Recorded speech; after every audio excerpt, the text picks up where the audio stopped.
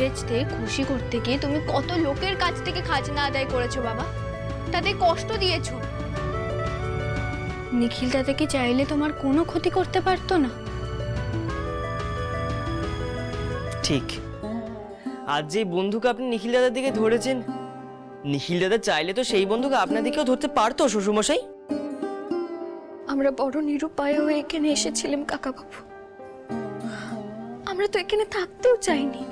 সই আর ভাই জোর করে অমনি তোমরা গৃহস্থ বাড়িতে গা ঢাকা দেওয়ার সুযোগ পেয়ে গেলে। না কাকাবাবু, কাকাবাবু আপনি আমাদের ভুল বুঝছেন। ওদের ক্ষতি করার কথা আমি স্বপ্নেও ভাবতে পারি না। আমাদের লড়াই এই দেশের মানুষের বিরুদ্ধে নয়, আমাদের পরিবারের বিরুদ্ধে তো নয়। আমাদের লড়াই যারা জোর করে অন্যায়ভাবে আমাদের ঘরে ঢুকে বসে আছে তাদের বিরুদ্ধে। ইংরেজদের তাবেদারি করা নয়, চোখে চোখ রেখে স্বাধীনতা ছিনিয়ে নেওয়াই আমাদের প্রধান লক্ষ্য।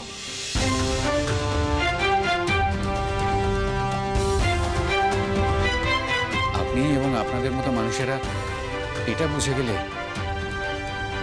স্বাধীনতার সূর্যোদয় হতে আর বেশি দেরি নেই কাকাবাবু। সানরাইজ দেখার জন্য আমি আমার রায়বাহাদুরের খেতাব খোয়াতে রাজি নই, অত বোকাও আমি নই নিখিল। তার আগে তোমার সানসেটের ব্যবস্থা আমি করে দেবো এখানেই। থামুন তো, তখন থেকে গুলি চালাবো করে যাচ্ছে। আপনি নিজে হাতে কোনোদিন মশা মেরেছেন যে একটা মানুষকে মারার কথা ভাবছেন? হ্যাঁ, আগের বার তো গুলির আওয়াজ শুনি কোষ্ঠী পাথরের মূর্তি হয়ে গেছিলেন, মনে নেই?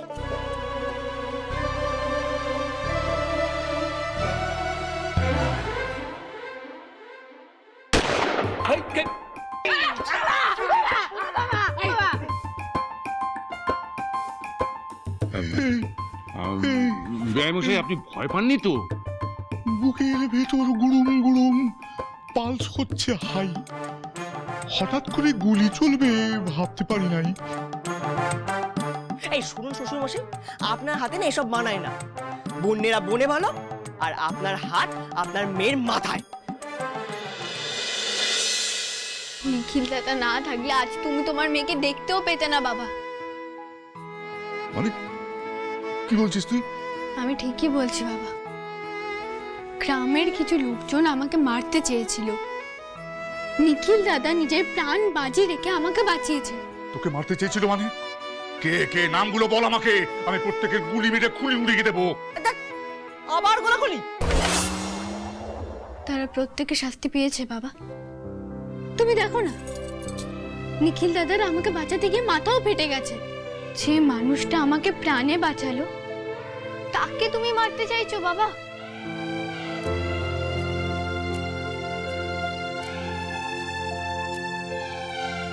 জামাইয়ের বাড়িতে এসে মেয়ে জামাইয়ের কথা আমি ফেলতে পারবো না নিখিল, কিন্তু যে অন্যায়টা তুই করলি তার শাস্তি কিন্তু তোকে পেতেই হবে, এটা মাথায় রাখিস।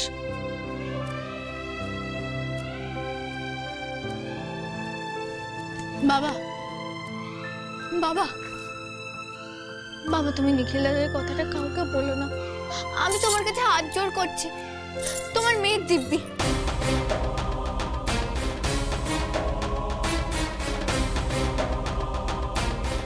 পুজো শেষ হয়ে গেছে, দিছে চল।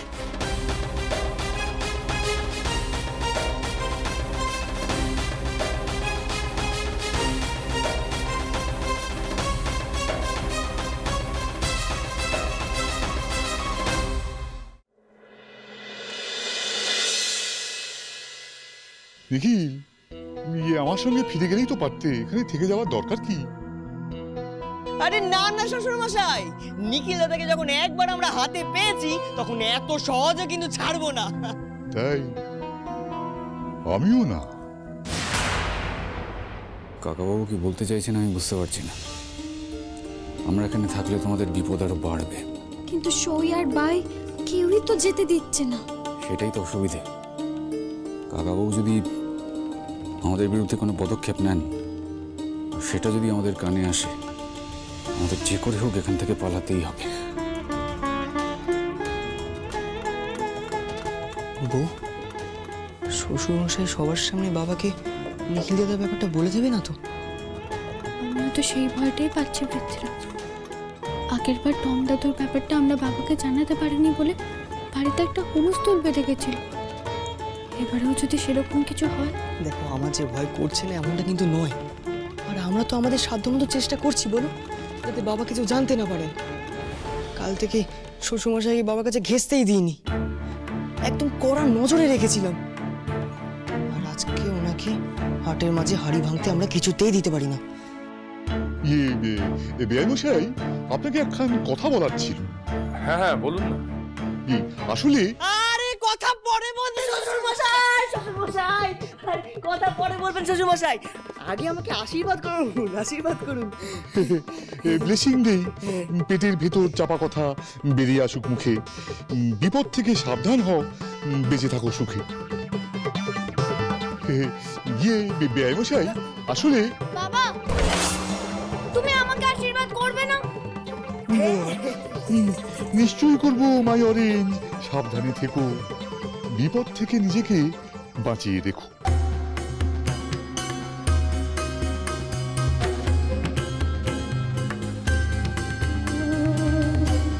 আপনিও সাবধানে থাকবেন বেআই মশাই। বিপদ ইজ ফ্লাই, দেখে শুনে বিচার করুন হু ইজ লাই।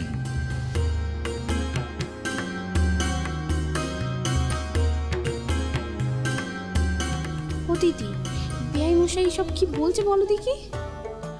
আরে তুই তো জানিস ছোট, উনি তো এমন ভাবে কথা বলেন।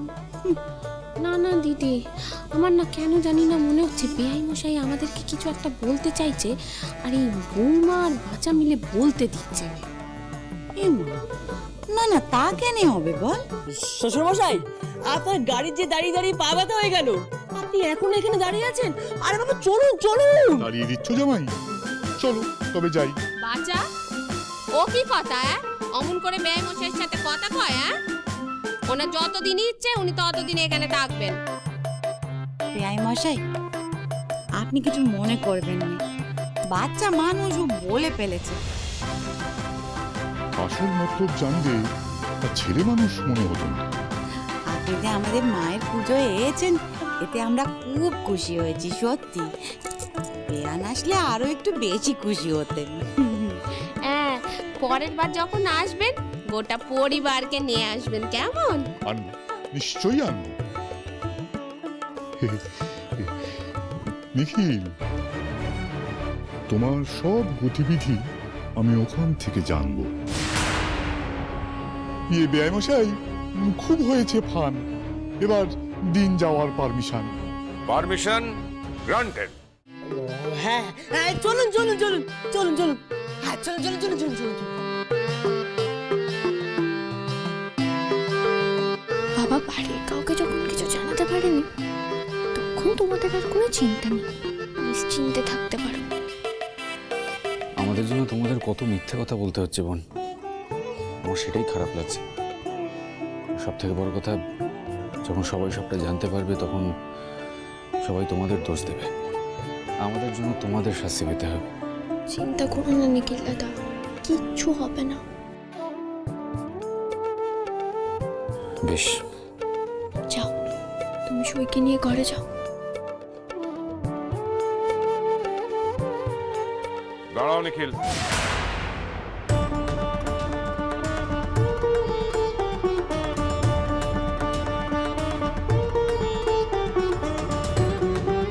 হ্যাঁ বলুন তালি মশাই। আমি শুনেছি যে বৌমার মতো তুমিও নাকি খুব সুন্দর গান গাও। হ্যাঁ বাবা, নিখিল দাদাই তো আমাকে সব বাংলা গানগুলো শিখিয়েছে। হ্যাঁ, বৌমার স্কুলের ওই প্রার্থনা সঙ্গীত সে তো নিকিলই ধরেছিল। আহা কি সুন্দর গলা। আচ্ছা, ওই আমার সোনার বাংলা গানটা তোমার জানা আছে? হ্যাঁ তালি মশাই।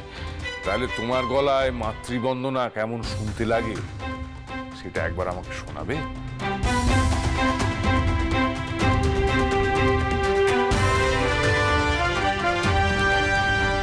তাহলে কি বাবা সব জানে?